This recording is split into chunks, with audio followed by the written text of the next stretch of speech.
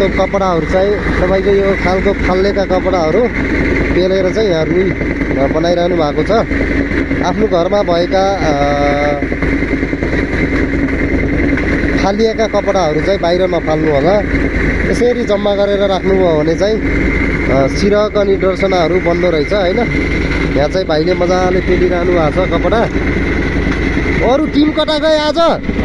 खै अरू कता गए आज? घर गयो। ल ठिक छ। हिजो चाहिँ अरू थिए, आज चाहिँ यहाँ अरू 2 जना आउनु भएको रहेछ होइन। कलाएर यहाँ चाहिँ पेलिरहनु भएको क्या। त्यो हाम्रो फाल्लेका कपडाहरू, पुराना कपडाहरूले चाहिँ यसरी पेलेर